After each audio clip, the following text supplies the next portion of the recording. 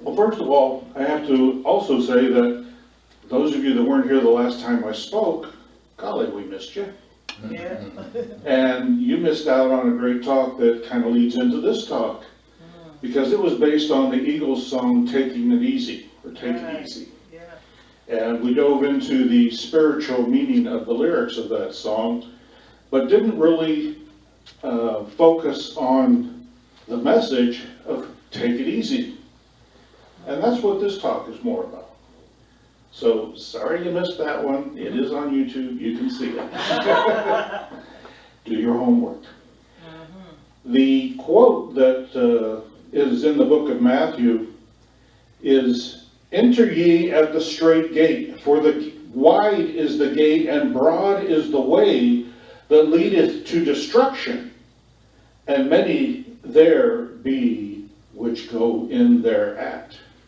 Because strait is the gate and narrow the way which leadeth unto life, and few there be that find it. Beware of false prophets, which come to you in sheep's clothing, but inwardly they are ravening wolves." I had misquoted it by saying that the gate was wide and welcoming to heaven, in my sister's view. And where we don't agree is that I stand by my statement that the gate to heaven is wide and welcoming. It is there for everyone to enjoy. Anyone can come in. This passage advises that the gate and that the road to destruction is wide, and there we can agree. The gate to destruction is wide and also welcoming and very, very attractive. If you've ever flown over Las Vegas at night, you can see it lit up for miles. Any vice you want is there to play with, and our lives are that way. We can run down any rabbit hole we want, and we are welcome to do that. Because the spirit that we recognize in these teachings doesn't judge us and provides us anything we believe. If we choose to believe that we are superior to everyone else on the planet just because of the color of our skin or the God that we celebrate or where we live, we're allowed to believe that. And we're also allowed to suffer the consequences of such a foolish belief. Because nobody in all the heavens sets a check that says, "Are you sure?" It's not like your computer. It's always asking you, "Do you really want to delete this file? Are you sure you want to save this file?" It just says, "Oh, that's what you want to believe? Good, you got it." And you can go through your entire life with that false belief. But at some point, if you do have a spiritual awakening that comes to you, you will suddenly recognize that doesn't make me feel good. There's something not right, and I can't figure out what it is. I've been so superior to everybody else my whole life. Why doesn't it feel good? The passage informs that only the straight gate with the narrow path leads to salvation. And we can argue about the gate, because I'm going to focus on the path. Because what we learn in Science of Mind teaching and most spiritual awakenings is that the road to heaven is very narrow. Because when we pile on all of our human stuff, when we allow ourselves to blame ourselves for things that have happened, when we allow other people to define who we are are carrying so much baggage at this point that this narrow little path that is the only path to salvation in traditional teaching and the only path to our truth in spiritual teaching, the recognition that we are in fact actually simply expressions of spirit, a spirit that is in fact a loving power, a power that simply gives us what we believe because it has to. It has no option. I say the gate to heaven is wide and welcoming, open to all who approach it. There is no judgment at the true spiritual gate. It is wide open, and anyone who approaches it is welcome to step through and live in heaven. But the path is narrow, and too narrow to support anyone loaded down with a lot of human or ego-based junk, as I've already said. And lastly, it warns of the false prophets, our tendency to put more faith in the words of others than we do ourselves. When we doubt ourselves, when we let others define us, as I said, when we deny our own spiritual power, we load ourselves down with this baggage. And it cannot fit onto the narrow path intended for the passage of only our purest nature. You've probably seen bridges that say load limit. Well, that's what we're talking about here. You cannot go up to a simple wooden structure on a country road with no pavement with a fully loaded semi-truck and cross that bridge safely. Well, that's what we're talking about here. You're carrying all that extra garbage. You can't get there from here. You need to allow yourself the privilege of offloading all that stuff, learning to take it easy, learning to set aside the need to be judgeful all the time, especially of ourselves. Who do we judge more than anyone? Ourselves. Constantly. The heaven I speak of is not a place we go after we die. Heaven exists right here, right now. If we unburden ourselves of doubt, guilt, and judgment, we are in a place of heaven. Sometimes you'll see it in psychiatric wards. People that have no inhibitions whatsoever live in a constant state of heaven in their own minds because they feel no guilt, they feel no inhibitions. They can walk down the halls naked and free and say, I am a child of God. Now we have some societal bumpers that don't allow us to be quite that free most of the time. But that is a really good example. You know, we tend to see that and we go immediately to judgment. We go, that person's sick. Well, maybe they know something we don't know, but it is hard to function as a society that way. So we have our bumpers. Ernest Holmes writes that the peacemakers are called the children of God. We never associate warriors with the divine kingdom. Struggle and strife are outside the kingdom. They cannot enter because of their confusion. Only peace can enter the gates of reality and sit at the table of love. The divine host serves not his bounty to confusion, but distributes his gifts to those who enter his gates with peace in their minds and love in their hearts. Spirit is love. It gives us everything we believe because being love, there is nothing else it can do. We sacrifice to provide for our children because we love them. We throw ourselves into harm's way to protect our brothers and sisters, either blood or families of circumstance, because we love them. It's often said of our veterans, they don't serve mom, apple pie, and country. They serve the guy next to them. Don't let him down. Don't let her down. That's what we're here for, our brothers and sisters in arms. The same is true when we reach out to help others without expecting a reward or recognition. These selfless acts are pure reflections of our spiritual nature. It feels good to think and act from spirit.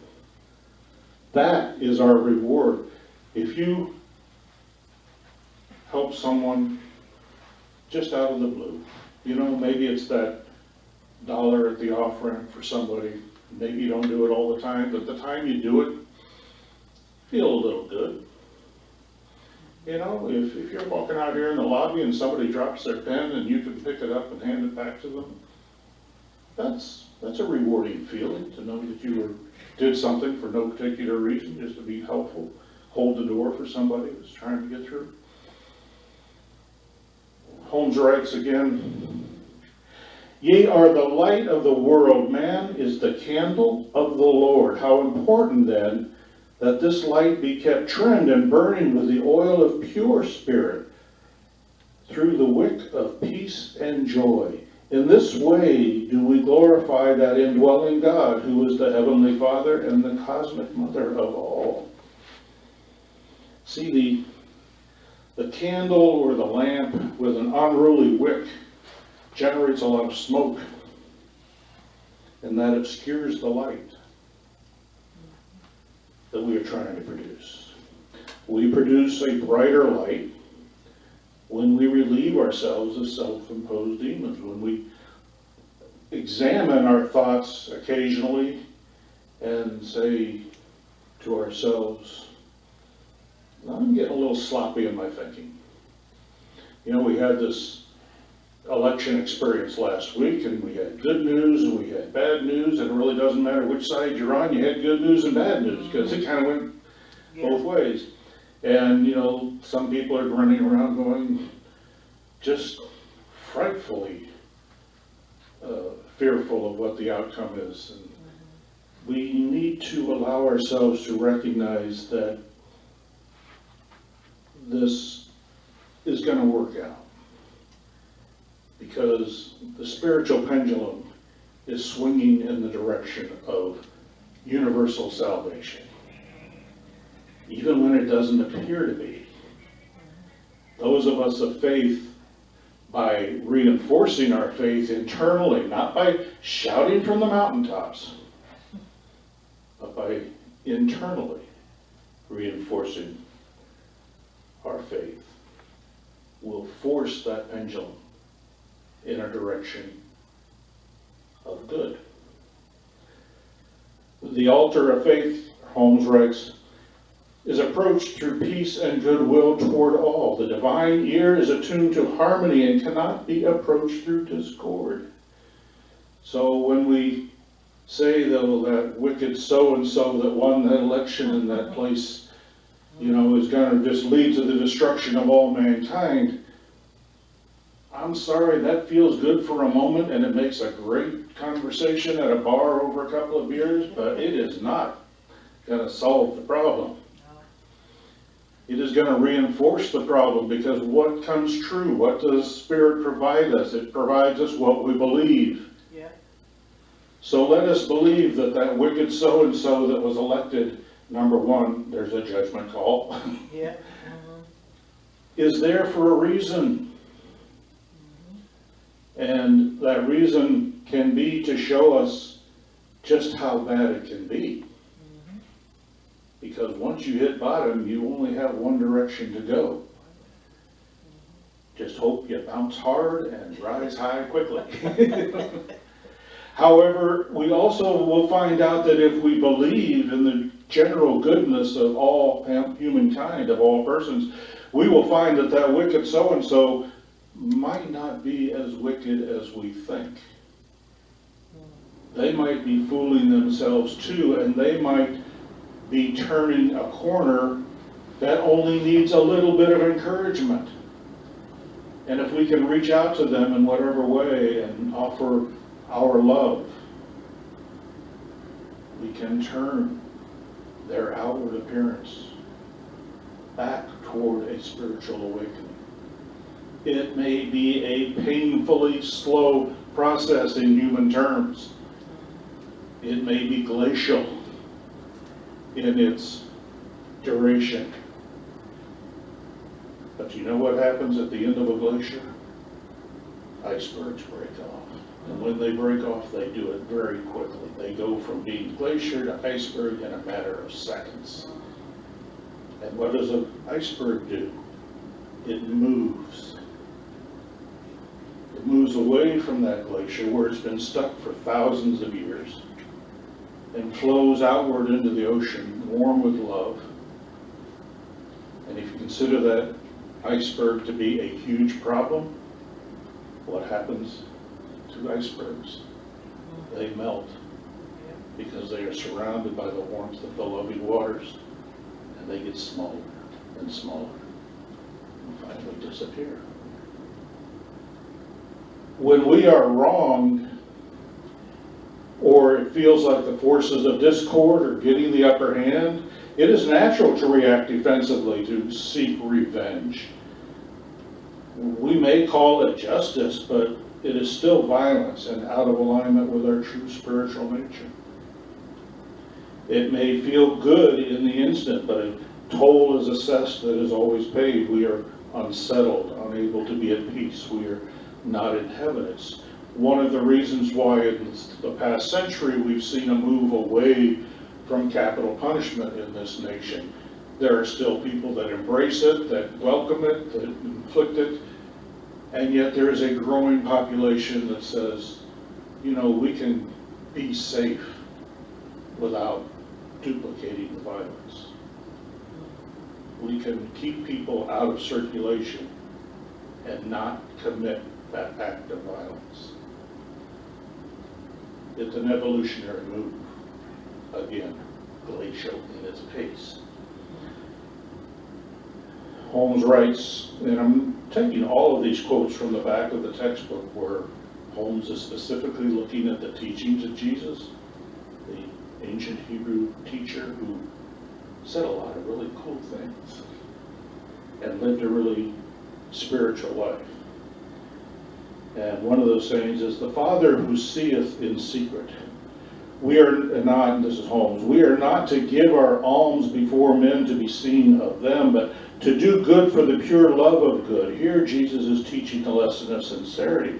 Men will come and men will go. Friend and foe alike may fall away, but always the soul shall be thrown back upon itself. The indwelling Spirit who lives in the secret place of our lives will never be with us, and this Father who seeth in secret will reward us openly. And that's what I was referring to when I said we don't need to shout it from the mountaintops. We need to feel it internally. We need to forgive ourselves and silently correct ourselves when we feel that we are moving out of alignment, when we feel that need for revenge, when we feel that that wicked so-and-so is going to lead us to destruction, when we allow ourselves to simply love instead. We don't need to proclaim it, we just need to do it. Gee, that sounds like an advertising slogan. Remember what I said last time about how spirituality creeping into our lives in ways you did? Oh, you weren't here, you missed it, sorry. But we talked about how in the music we listen to and the movies we see, these spiritual messages are everywhere. I saw an email from one of my fellow ministers during the week saying something about the show Madam Secretary. He goes, is that written by Signs of Mind people? Because it is really fabulous, and I never miss it. And I don't know that it is or not, but the messages really are there. When we go to response, I wrote it, I can't read it. When our go-to response is love without an agenda, that's when we are in heaven. When we just automatically respond with love. We're in heaven, right then and there. Don't have to die to get there. We are told that God will forgive us after we have forgiven others. This is Holmes again. This is a direct statement and one that we should ponder deeply. Can God forgive until we have forgiven? If God can work for us only by working through us, then this statement of Jesus stands true and is really a statement of the law of cause and effect. We cannot afford to hold personal animosities or amenities against the world or individual members of society. All such thoughts are outside the law and cannot be taken into the heavenly consciousness.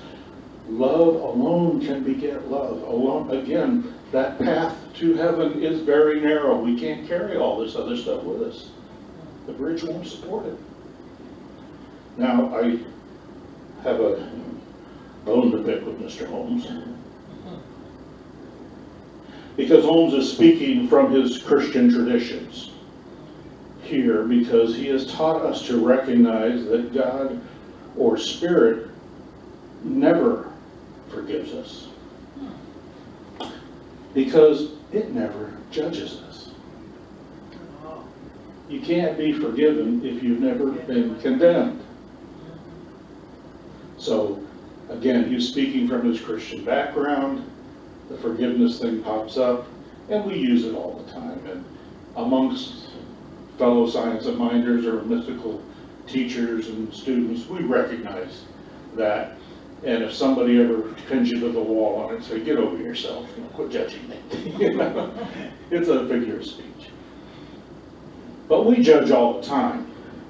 So it is prudent for us to be quick with forgiveness, especially for ourselves, when we realize we have stepped off the narrow path and with our misdirected thinking. Harping back to my last talk here again, we are wise to lighten our load, to take it easy, and proceed unburdened by a need to form the world in an image of our own making, and simply allow the experience of life to flow around us while maintaining our own personal island of internal peace, so that we are always prepared to easily walk the narrow path and slip through the straight gate and be welcomed into the loving arms of spiritual contentment. Thank you.